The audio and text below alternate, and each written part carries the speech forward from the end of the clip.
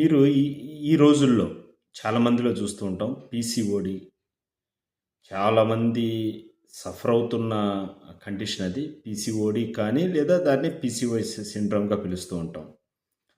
చాలామంది ఒక intermediate stage ఉండే అమ్మాయిల్లోనూ, అలాగనే బీటెక్ లేతే డిగ్రీ చదువుతున్న అమ్మాయిల్లోనూ మేజర్‌గా చూస్తున్న విషయం ఏంటంటే, ఈ పీసీఓడి.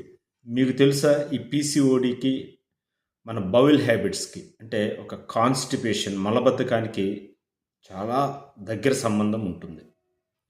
మలబద్ధకం మూలానే పీసీఓడి వస్తుంది అన్న సంగతి మనకి తెలీదు. చాలా మందిలోనూ తెలీదు. ఈ ఆడపిల్లల్లో ముఖ్యంగా బౌల్ హ్యాబిట్స్ సరిగా లేని వాళ్ళు, ముఖ్యంగా కాలేజీల్లో చదివేవాళ్ళు క్లాస్ మధ్యలో వాష్‌రూమ్‌కి వెళ్ళాలి అనన్నా, బౌల్ క్లీన్ చేసుకోవాలి అనన్నా చాలా సిగ్గుతో కావచ్చు, లేకపోతే వాళ్ళకి టైం ఫ్యాక్టర్ కావచ్చు, చాలామంది ఈ బౌల్ హ్యాబిట్స్‌కి దూరంగా ఉంటున్నారు. అలాగనే కొన్ని హాస్టల్స్‌లో చూస్తే మార్నింగ్ 7:00కి క్లాసెస్ స్టార్ట్ అవుతాయి. రాత్రి 11 గంటల వరకు స్టడీ అవర్స్ ఉంటాయి. అక్కడ ఒక పెద్ద క్యూ ఉంటుంది. సో, దానివల్ల ఈ అమ్మాయిల్లో ఎక్కువగా ఈ బౌల్ హ్యాబిట్ అనేది పోతూ ఉంది. అంటే మార్నింగ్ టైమ్ బౌల్ ఎవాక్యుయేషన్స్ అంటే మోషన్‌కి వెళ్ళకపోవటం అనేది జరగటం. అలాగనే రెగ్యులర్‌గా వెళ్ళకపోవటం మూలాన కొంతమందిలో కాన్‌స్టిపేషన్ అనేది వాళ్ళ జీన్స్‌లో కాన్‌స్టిపేషన్ అనేది ఉన్నా, అలానే ఈ ఎందుకులే వెళ్ళటం తర్వాత వెళ్ళొచ్చులే పోస్ట్‌పోనింగ్ హ్యాబిట్ మూలాన ఈ మోషన్ అలాగనే బబెల్స్‌లో ఉండిపోయినా సరే, దానివల్ల పీసీఓడీ వస్తుందన్న సంగతి గుర్తుపెట్టుకోండి. ఎందువల్ల ఈ పీసీఓడీ అనేది మోషన్‌కి వెళ్ళకపోవటానికి ఈ పీసీఓడీకి ఏంటి సంబంధం? ఏంటి సంబంధం అంటే, మన శరీరంలో ఈస్ట్రోజన్ అది మగవాళ్ళ శరీరంలో కొంత భాగం సెక్రెట్ అవుతుంది. అలాగే ఆడవాళ్ళ శరీరంలో మరింత ఎక్కువగా సెక్రెట్ అవుతూ ఉంటుంది. హ్యూమన్ బాడీలో అంటూ సెక్రెట్ అవుతుంది ఈస్ట్రోజన్ అనేది. కానీ లెవెల్స్ మాత్రమే కాస్త డిఫరెన్స్‌గా ఉంటాయి. ముఖ్యంగా ఇది ఫీమేల్ హార్మోన్ గాని చెప్పుకుంటూ ఉంటాం. మగవాళ్ళలో చాలా లిమిటెడ్‌గానే సెక్రెట్ అవుతూ ఉంటుంది. అలాగనే ఈ ఈస్ట్రోజన్ హార్మోన్‌కి మగవాళ్ళకు ఉన్న సంబంధం కూడా మనం డిస్కస్ చేద్దాం. ఈస్ట్రోజన్ హార్మోన్ ఏదైతే ఓవరీస్ నుంచి అడ్రినలిన్ గ్లాండ్ నుంచి ఎక్కువగా రిలీజ్ అవుతూ ఉంటుంది. ముఖ్యంగా ఓవరీస్ నుంచి ఎక్కువ రిలీజ్ అవుతుంది. కొంత భాగం అడ్రినలిన్ అనే గ్లాండ్స్ ఉంటాయి. అడ్రినల్ గ్లాండ్స్ నుంచి రిలీజ్ అవుతూ ఉంటుంది. కొంత భాగం ఫ్యాట్ బాడీలో ఉండే ఎక్కడైతే ఫ్యాట్ ఉంటుందో, పేరుకుపోయి ఉంటుందో ఆ ఫ్యాట్ నుంచి చాలా ట్రేసెస్‌లో ఈస్ట్రోజన్ హార్మోన్ అనేది తయారవుతూ ఉంటుంది. అయితే తయారైతే ఏంటి? ఇక్కడ ఏం జరుగుతుందనంటే ఈస్ట్రోజన్ హార్మోనుని మెటబాలైజ్ చేసేది లివర్. అంటే దాని ఫైనల్ అవుట్‌కమ్ దాని ఫేట్ ఎలాగుండాలి అనేది నిర్ణయించేది లివర్. దాన్ని మెటబాలైజ్ చేయటం అంటే దాని ఫంక్షన్స్ అయిపోయిన తర్వాత దాన్ని ఎక్స్‌ట్రా ఏదైతే ఉంటుందో ఈస్ట్రోజన్‌ని నల్లిఫై చేసి అది బయటికి పంపించేయాలి. ఈ లివర్ ఎప్పుడైతే యాక్టివ్‌గా ఉండి అది మెటబాలైజ్ చేసి అది ఒక బైల్ జ్యూస్ ద్వారా అది ఇంటెస్టైన్స్‌లోకి వదిలేస్తుంది ఈ ఈస్ట్రోజన్‌ని. అంటే బైల్ జ్యూస్‌లోని ఈస్ట్రోజన్ కూడా యాడ్ అయిపోయి ఇంటెస్టైన్స్ మన ప్రేగుల్లోకి చేరుతుంది. మరి ప్రేగుల్లోకి చేరిన తర్వాత అక్కడున్న ఆహారంతోటి కలిసి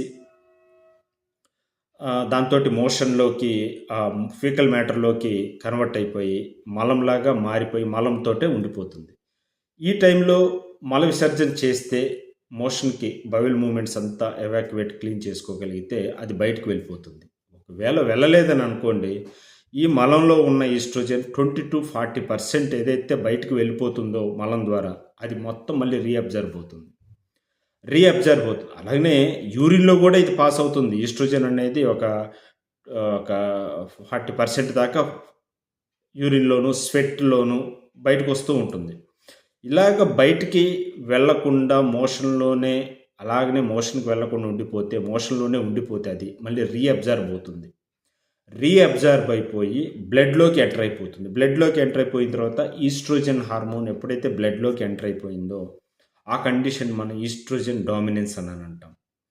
సో, ఈ ఈస్ట్రోజన్ లెవెల్స్ బ్లడ్‌లో అలాగా పేరుకుపోయి అది ఈస్ట్రోజన్‌కు ఉండే క్వాలిటీ ఏంటంటే అది సెల్ ప్రొలిఫరేటర్ అని అంటాం. అంటే మన శరీరంలో కణాల సంఖ్యను పెంచేది. ముఖ్యంగా ఆడవాళ్ళ శరీరంలో కణాల సంఖ్యను యూట్రస్‌లో ఉండే ఎండోమెట్రియల్ లేయర్స్‌ని పెంచుతూ ఉంటుంది. ఓవరీస్‌లో ఉండే ఫాలిక్యులర్ సైజుని పెంచుతూ ఉంటుంది. ఈ ఈస్ట్రోజన్ ఎక్కువగా ఉండటం మూలాన ఓవరీస్ కూడా ఓవర్‌గా యాక్టివ్ అయిపోతూ ఉంటాయి. ఎక్కువగా యాక్టివేట్ అయిపోతే పీసీఓడి కండిషన్‌లోకి వెళ్ళిపోతూ ఉంటుంది. సో, ఈ ఈస్ట్రోజన్ అనేది ఇలాగ మన మోషన్ ద్వారా వెళ్ళాల్సింది మళ్ళీ రీఅబ్జార్బ్ అయిపోయి మళ్ళీ అది పీసీఓడికి కారణమవుతూ ఉంది. సో, మల విసర్జన రోజు చేయటం కూడా చాలా ముఖ్యం అది. ముఖ్యంగా ఎన్ని సార్లు వీలైతే అన్ని సార్లు మల విసర్జన చేయటం మూలాన ఈస్ట్రోజన్ రీఅబ్జార్ప్షన్ అనే దాన్ని మనం అరికట్టిన వాళ్ళం అవుతాం. అలానే ఈ మోషన్ ఫ్రీగా అయ్యేలాగా చేసుకోవటానికి, అలాగనే ప్రేగుల్లో ఉండే కొంత బ్యాక్టీరియా కూడా ఈస్ట్రోజన్ యాక్టివిటీని తగ్గిస్తూ ఉంటుంది. దాన్ని గట్ ఫ్లోరా అంటాం మనం. గట్ మైక్రోబ్స్ అని అంటాం. ముఖ్యంగా 2000 రకాల బ్యాక్టీరియా జాతులు మన ఇంటెస్టైన్స్‌లో ఉంటాయి. వాటిలో కొన్ని బ్యాక్టీరియా చాలా ఇంపార్టెంట్ అయిన బ్యాక్టీరియా. అది ఈస్ట్రోజన్‌ని మెటబోలైజ్ చేసేస్తూ ఉంటుంది.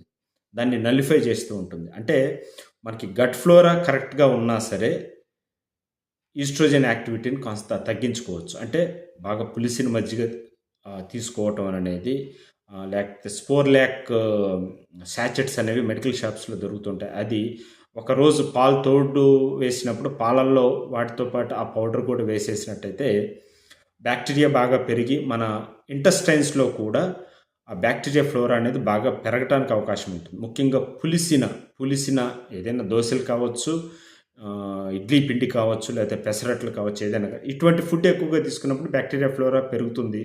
అలాగనే ఫైబర్ రిచ్ ఫుడ్ తీసుకోవాలి. ఫైబర్ రిచ్ ఫుడ్ కూడా ఈస్ట్రోజన్ యాక్టివిటీని తగ్గించి ఈస్ట్రోజన్ బయటకు వెళ్ళిపోయేటట్లు, మోషన్ ఈజీగా పాస్ అయ్యేటట్లు చేస్తూ ఉంటుంది. అలాగనే బాగా వాటర్ తీసుకోవటం మూలాన కూడా మనకి ఈస్ట్రోజన్ అనేది బయటకు పాస్ అవ్వటానికి ఈజీగా ఉంటుంది. ముఖ్యంగా ఈ హ్యాబిట్స్‌లోనే ముఖ్యంగా కాలేజీ పిల్లలు ఈ యాక్టివిటీస్‌లో లోపించటం మూలానే వాళ్ళల్లో పీసీఓడీ యాక్టివిటీస్ ఎక్కువగా కనిపిస్తూ ఉన్నాయి. కొంత టాబ్లెట్స్ ఎక్కువగా వేసుకోవటం మూలాన లివర్‌ని ఏదైతే పాడు చేసుకుంటారో, అలాగనే ఆల్కహాల్ తీసుకునే ఆడవాళ్ళు కావచ్చు, లేదా మగవాళ్ళు కావచ్చు. ఈ ఆల్కహాల్ ఎక్కువగా తీసుకోవటం, పెయిన్ కిల్లర్స్, యాంటీబయాటిక్స్ ఎక్కువగా తీసుకోవటం, దానివల్ల లివర్ ఫంక్షన్ దెబ్బతీయటం మూలాన లివరు ఈ ఈస్ట్రోజన్ అనేదాన్ని మెటబాలైజ్ చేయలేదు. అప్పుడు కూడా ఈస్ట్రోజన్ లెవెల్స్ బ్లడ్‌లో పెరిగిపోతూ ఉంటాయి. సో, లివర్ ఆరోగ్యాన్ని కూడా జాగ్రత్తగా చూసుకోవటం ముఖ్యం. పీసీఓడీ రాకూడదు అనంటే. ముఖ్యంగా ఫిజికల్ యాక్టివిటీ లివర్ ఆరోగ్యాన్ని బాగా పెంచుతుంది. ఎక్కువగా వెజిటబుల్ జ్యూసెస్, ఫ్రూట్స్ ఇవి తీసుకోవటం కూడా లివర్ ఆరోగ్యం పాడు కాకుండా మనం చూసుకోవచ్చు. ఈ ఈస్ట్రోజన్ ఎక్కువగా అయిందని అనుకోండి, ఎలాంటి లక్షణాలు మనకి కనిపిస్తూ ఉంటాయి. ఈస్ట్రోజన్ డామినెన్స్ లెవెల్స్ ఉంటే ఒకవేళ మనలో ఎటువంటి లక్షణాలు చూస్తూ ఉంటామంటే, ముఖ్యంగా హార్మోనల్ ఇంబ్యాలెన్స్ కనిపిస్తూ ఉంటుంది. వాళ్ళు పఫీగా వెయిట్ గెయిన్ అవుతూ ఉంటారు. వాళ్ళల్లో నీరు ఎక్కువగా కాకుండా ఒక పఫీగా ఊదినట్టుగా ఒళ్ళు తయారవుతూ ఉంటుంది. అలాగనే మూడ్ స్వింగ్స్ ఉంటాయి. అప్పుడప్పుడు ఈ గట్ ఫ్లోరా లేకపోవటం అనేది కూడా యాడ్ అయితే బ్లోటింగ్ అనేది ఎక్కువగా అనిపిస్తూ ఉంటుంది. ఈజీగా ఎగ్జాస్ట్ అయిపోతూ ఉంటారు. ఈజీగా నీరసపడిపోతూ ఉంటారు ఈ ఈస్ట్రోజన్ డామినెన్స్ ఉన్నవాళ్ళు. ఇది 10 ఇయర్స్ పిల్లల్లోనే మీరు గమనించినట్లయితే వీళ్ళల్లో బవిల్ హ్యాబిట్స్ సరిగా లేకపోతే బవిల్ హ్యాబిట్స్‌ని సరిగా అయ్యేటట్లుగా మనం చూసుకోవాలి.